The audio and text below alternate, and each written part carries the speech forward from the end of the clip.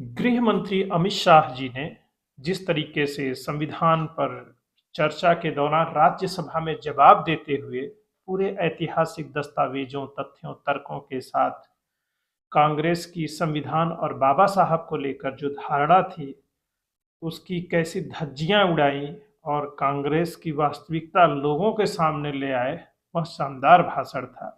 और सच में संसद में इसी तथ्यों, तर्कों और आत्मविश्वास के साथ भाषण किया जाना चाहिए। और पूरे भाषण के दौरान कांग्रेस को समझ ही नहीं आ रहा था वह कैसे रिएक्ट करे, सुने कि वॉकआउट करे। फिलहाल वो वॉकआउट नहीं कर सके और 90 मिनट तक गृह मंत्री गरजते रहे। अब कांग्रेस को कहना क्या है, करना क्या है, यह समझने में पूरे 12 घंटे लग गए। अब पूरे भाषण से उन्होंने एक क्लिप निकाला जिसमें वह कांग्रेस की धुलाई कर रहे थे कि कैसे सीजनल हिंदू और कैसे सीजनल बाबा साहब के ये समर्थक हो जाते हैं।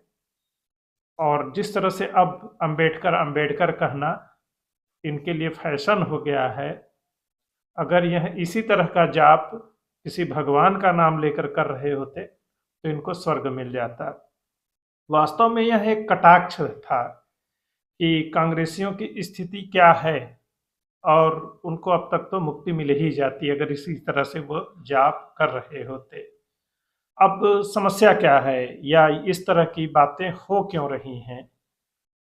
तो इसके पीछे मूल कारण दलित वोट बैंक है कि दलितों का वोट कैसे अपनी तरफ बनाए रखा जाए या हासिल किया जाए। और इस कोशिश में भाजपा भी है, कांग्रेस भी है और दूसरे तमाम क्षेत्रीय दल भी हैं जिनका आधार कुछ इसी तरह की राजनीति पर था, जो खुद को बाबा साहब की विरासत के असली हकदार या वारिस माने हुए थे। पर समय के साथ जनता ने उन्हें रिजेक्ट कर दिया और अब असली लड़ाई कांग्रेस और भाजपा के बीच चल रही है। अब सोचिए, बाबा साहब को जो स्थान देना चाहिए था वह स्थान कांग्रेस ने कभी नहीं दिया। या यूं कहिए कि जवाहरलाल नेहरू जी शुरू से ही बाबा साहब को दलितों का नेता नहीं मानते थे या यह नहीं चाहते थे कि बाबा साहब दलितों का नेतृत्व करें और एकमात्र नेता के रूप में उभरें। इसलिए वह प्रत्यक्ष और परोक्ष रूप से बाबा साहब का विरोध करते रहे थे। ऐसा नहीं था कि वो बाबा साहब से नफरत करते थे या कुछ उनसे चिढ़ थी या और वजहें थी। दरअसल राजनीति में वोट बैंक को बनाए रखने के लिए कुछ अपनी जरूरतें होती हैं। अब सोचिए, गांधी के साथ भी यही दिक्कत आ रही थी कि वह खुद मुस्लिम नेता बने रहना चाह रहे थे। अब मुसलमानों का कोई और नेतृत्व करे, भला यह नेता कैसे कोई बर्दाश्त कर सकता है? और नेहरू जी के साथ भी यही थी कि वह दलितों के नेता स्वयं बनना चाहते थे। ऐसे में अगर बाबा साहब जैसा कोई दलित नेता के रूप में स्थापित हो जाता तो उनका वोट बैंक कहाँ जाता?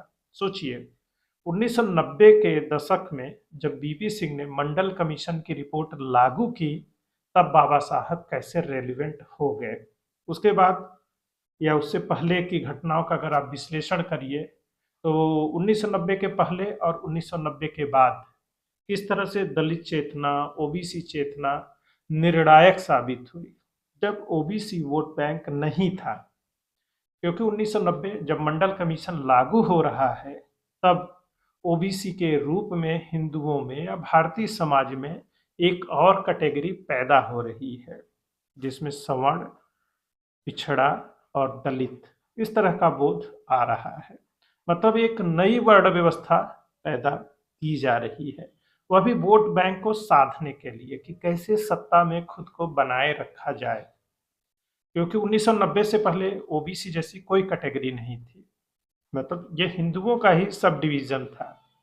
अब नई वर्ण व्यवस्था क्यों कहा जा रहा है? अब सवर्ण, पिछड़ा, दलित, आदिवासी, यह चार कैटेगरी समाज में पैदा हो गई संवैधानिक रूप से। अब इस कैटेगरी का वोट कैसे हासिल करना है, तो उसकी जाति के अपने नेता भी पैदा किए गए। सोचिए, बीपी सिंह जो जाति से ठाकुर थे, क्षत्रिय, राजा माड़ा, उनका नाम लेने वाला अब कोई नहीं बचा है। और उसी राजनीति और उसी पहल की वजह से मुलायम सिंह, लालू प्रसाद यादव, शरद यादव, रामविलास पासवान, या यूं कहिए कि बसपा जैसी पार्टियां भी सशक्त और मजबूत हुई, क्योंकि जो वोटों का डिवीजन था, हराने जिताने की जो क्षमताएं थी, अब वो नए सिरे से समीकरण बनाने में सक्षम हो गई। क्योंकि जब केवल दलित, आदिवासी और एक तबका जिसे सवर्ण, तब सवर्ण नाम भी नहीं होता था, जिसमें एक बड़ा समुदाय आता था जो कांग्रेस को समर्थन देता था।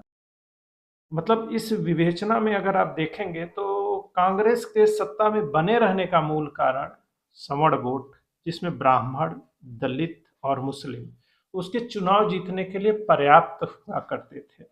ऐसे में उत्तर प्रदेश, बिहार जैसे राज्यों में जहां की सत्ता में पहुंचने के लिए आपको अधिकतम वोट बैंक और सीटों यहीं से निकलती थी।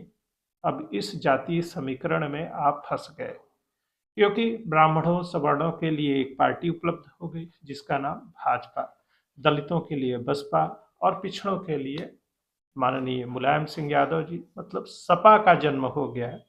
ऐसे में कांग्रेस का पूरा वोट खिसक गया और वर्तमान राजनीति में भी यही हो रहा है। जो दलित वोट है उसको हड़पने की कोशिशें चल रही हैं।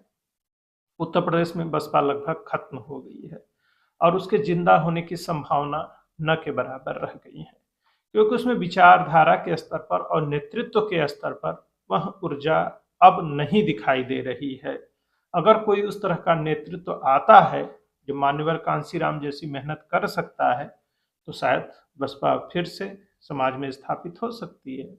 लेकिन सिर्फ दलित वोट बैंक से सत्ता नहीं पाई जा सकती है, क्योंकि बाकी जातियों में भी उसी तरह की चेतना जगी है।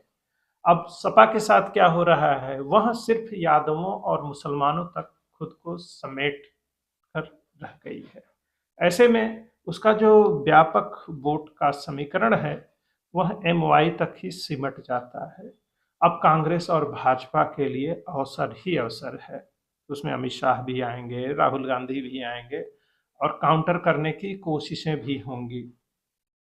अब क्योंकि संसद में बहस करने के लिए आपको तथ्यों, तर्कों और शब्दों की ताकत चाहिए, जो फिलहाल जो कांग्रेस का नेतृत्व है या विपक्ष है उसमें नहीं है या न के बराबर है। या फिर जो लोग बेहतर भाषण और संवाद कर सकते हैं उनको आगे नहीं आने दिया जाता, क्योंकि जो इनका नेतृत्व है वह पिछड़ जाएगा और वह मीडिया में नजर नहीं आएगा। ऐसे में जब वो संसद में बोल नहीं पाते, जवाब नहीं दे पाते, तो संसद के बाहर सोशल नेटवर्क और दूसरे तरीकों से सरकार को घेरने की कोशिश करते हैं। उसमें 10-15 सेकंड के वीडियो, रील और यही सब चीज़ें काफ़ी उनके लिए सहायक हैं, क्योंकि संसद में बात करने के लिए ढेर सारी मेहनत करनी पड़ेगी, जिससे कांग्रेस लगातार बच रही है। अब कन्हैया कुमार जैसे मुखर वक्ता, अच्छे बोलने वाले मुख्य मंच पर नजर नहीं आते, तो इसका कारण समझिए। क्योंकि जो कांग्रेसी नेतृत्व है वह इनके प्रखर होने की वजह से ही इनसे डरती है, तो दिक्कतें तो आएंगी ही। फिलहाल दलित वोट बैंक के लिए खींचतान चल रही है और बाबा साहब को भी नेता से भगवान बनाने की कोशिशें हो रही हैं। और जो मानते हैं या नहीं मानते, इससे कोई बाबा साहब पर फर्क नहीं पड़ना है। बाबा साहब या फिर गांधी जी या सावरकर जी, जिनके भी विचार हैं, खूब पढ़िए, अध्ययन करिए, चिंतन मनन करिए, सहमत होइए, असहमत होइए, इसके लिए आपका स्वागत है। लेकिन अध्ययन करिए और तथ्यों, तर्कों के आधार पर विवेचना भी करिए, क्योंकि पढ़ाई लिखाई का मतलब यही होता है। जय हिंद, जय भारत, वंदे मातरम।